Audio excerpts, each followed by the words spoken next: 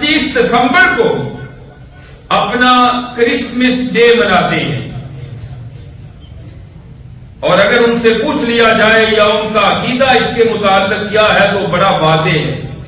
وہ کہتے ہیں کہ نعوذ باللہ یہ 25 دسمبر کا وہ دن ہے جس دن عیسیٰ علیہ السلام نعوذ باللہ اللہ کے ہاں بیٹا پیدا ہوا ہے۔ نعوذ باللہ یہ اتنا غلط عقیدہ ہے، اس قدر یہ باطل عقیدہ ہے کہ اللہ نے قرآن کریم میں اس عقیدے کی حساسیت کا تذکرہ کیا ہے۔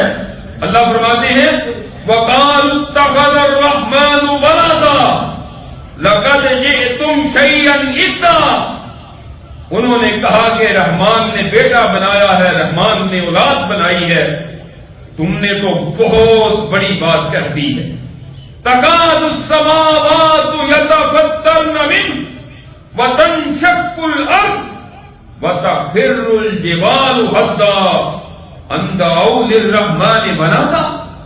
اللہ کہتے ہیں اس باطل عقیدے کی وجہ سے قریب ہے آسمان شق ہو جائے، زمین پھٹ جائے، پہاڑ ریزہ ریزہ ہو کر گر جائیں، ٹوٹ پھوٹ کا شکار ہو جائیں۔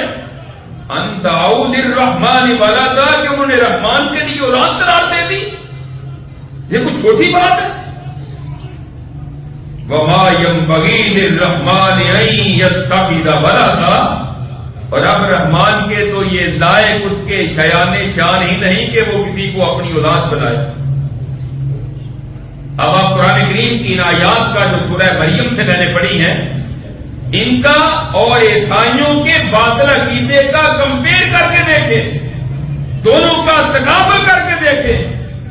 اللہ فرماتے ہیں کسی کو اللہ کی اولاد بنانا یا اللہ کے نور میں سے نور قرار دینا، اللہ کا بیٹا یا بیٹی قرار دینا، یہ اتنا بڑا جرم ہے، قریب ہے کہ اس کی وجہ سے زمین و آسمان پھٹ جائیں، اور تم کہتے ہو کہ اللہ نے اولاد بنائی ہے، فلاں کو اللہ نے بیٹا اور فلاں کو اللہ نے اپنی بیٹی قرار دی ہے۔